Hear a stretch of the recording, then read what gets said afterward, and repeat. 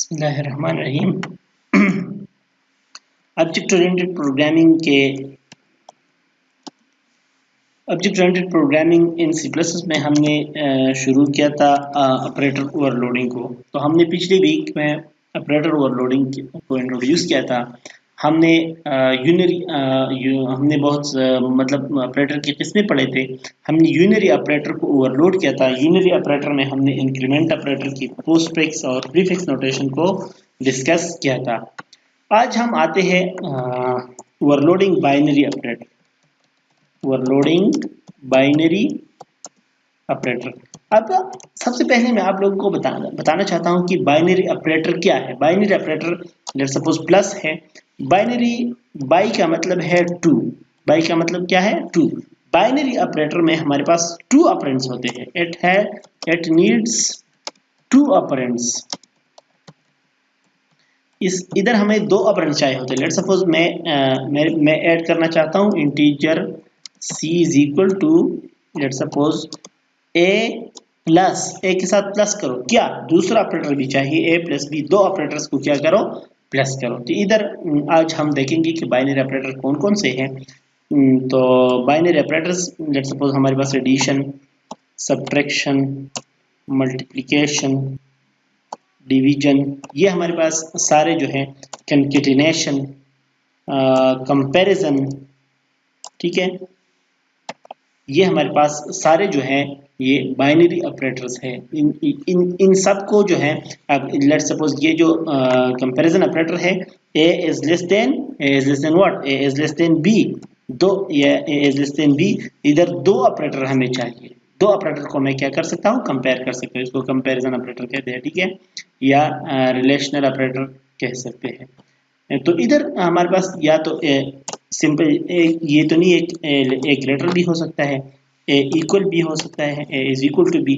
तो इन सारे ऑपरेटर्स को हम बाइनरी ऑपरेटर कहते हैं। और इनको ओवरलोड कैसे करते हैं?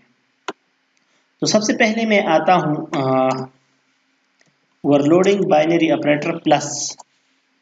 ये जो है, ये हम ओवरलोड क्यों करते हैं? प्लस ऑपरेटर जो है, दो वेरिएबल्स को जो हम जमा करते हैं।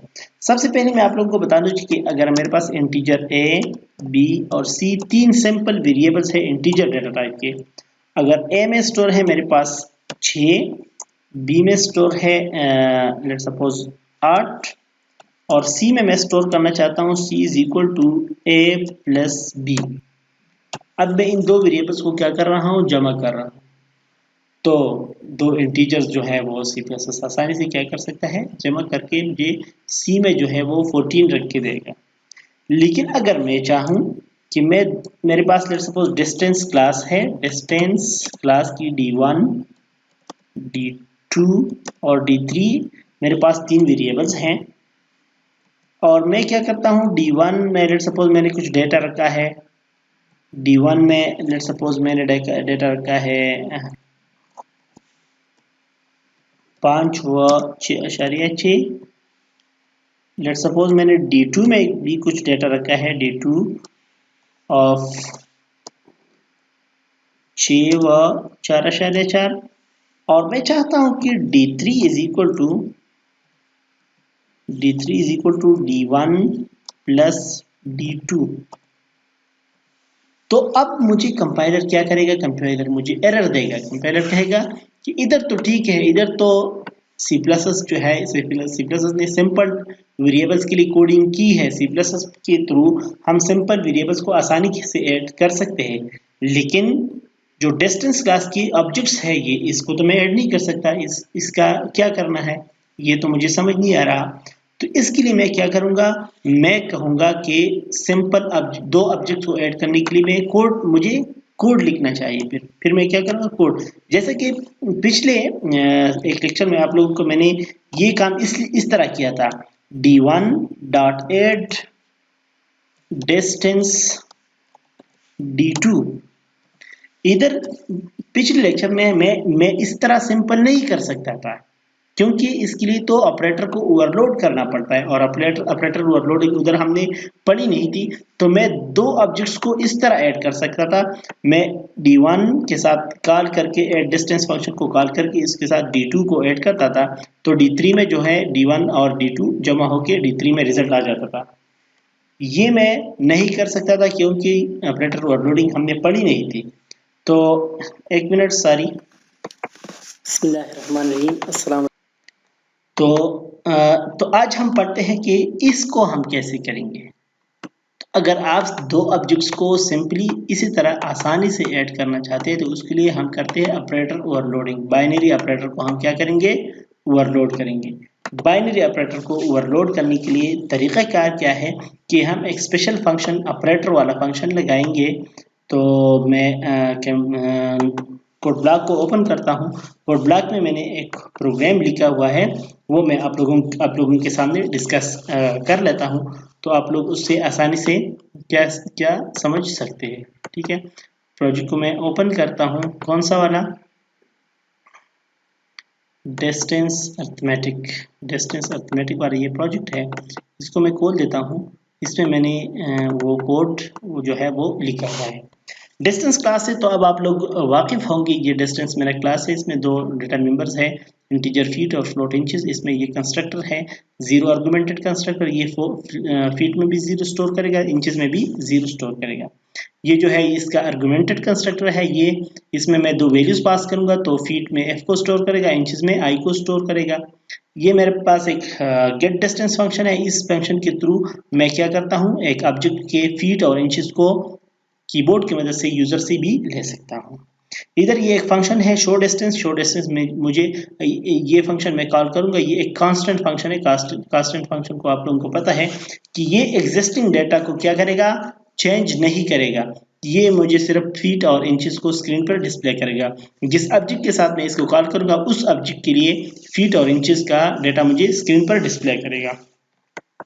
ऑपरेटर ओवरलोडिंग कैसे करते हैं, अब मैं आता हूँ ऑपरेटर ओवरलोडिंग। ऑपरेटर ओवरलोडिंग के लिए ये रिटर्न टाइप है, किस किस्म का ऑब्जेक्ट ये रिटर्न करता है।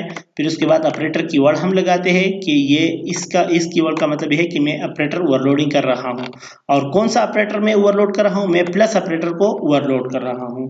इधर पैरामीटर में मैं एक डिस्टेंस क्लास का ऑब्जेक्ट पास करूंगा। इधर भी मैंने कांस्ट लगाया हुआ है कि मतलब ये भी एक कांस्टेंट फंक्शन है, ये एग्जिस्टिंग डेटा को चेंज नहीं करेगा। अच्छा, इधर मैंने सिर्फ ये एक फंक्शन प्रोटोटाइप प्रोवाइड किया हुआ है। इसका मतलब यह है कि मेन क्लास के अंदर मैं इसको डिफाइन नहीं कर रहा, मैं क्लास के बाहर इसको डिफाइन कर रहा हूँ। तो क्लास के बाहर डिफाइन करने के लिए रिटर्न टाइप क्या है, कौन से क्लास में है, स्कोप रेजोल्यूशन ऑपरेटर। इसका मतलब यह है कि क्लास के अंदर जो है वो सिर्फ डिक्लेयर हुआ है, क्लास के बाहर मैं इसको डिफाइन कर रहा हूँ।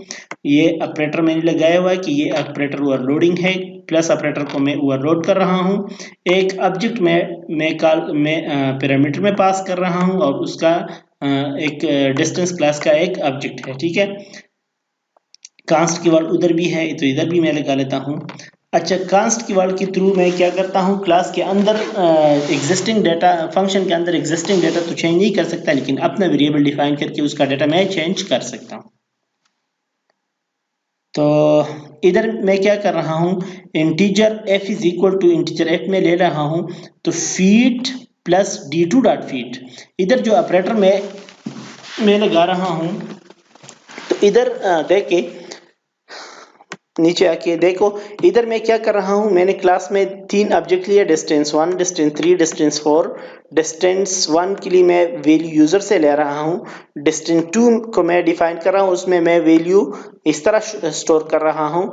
डिस्टेंस 3 को देखो मैं क्या कर रहा हूँ, डिस्टेंस 1 प्लस डिस्टेंस 2, ये दो ऑब्जेक्ट्स हैं, डिस्टेंस 1 और डिस्टेंस 2 को मैं क्या कर रहा हूँ, सिंपली ऐड कर रहा हूँ। जब मैं इधर ये ऐड लिखूंगा डिस्टेंस 1 प्लस डिस्टेंस 2, तो ये प्लस क्या करेगा, ये प्लस इस फंक्शन को कॉल करेगा, इस फंक्शन को। तो डिस्टेंस 1 जो है डिस्टेंस 1 के साथ कॉल हुआ है, तो डिस्टेंस 1 जो है वो ऑटोमेटिकली बाय डिफॉल्ट चला जाएगा और डिस्टेंस 2 जो है वो पैरामीटर आर्गुमेंट को पास होगा। ठीक है, डिस्टेंस 2 जो है वो इधर d2 में आएगा, इस d2 में कॉपी होगा। ठीक है, तो मैं इंटीजर फीट एफ में क्या कर रहा हूँ, फीट, तो इस फीट का मतलब है डिस्टेंस 1 डॉट फीट, और डिस्टेंस 2 डॉट फीट का ये जो मैंने d2 डॉट फीट का मतलब है डिस्टेंस 2 डॉट फीट। फीट का मतलब है डिस्टेंस 1 की वाला फीट, और d2 का फीट मतलब डिस्टेंस 2, वो तो आर्गुमेंट में पास हुआ था।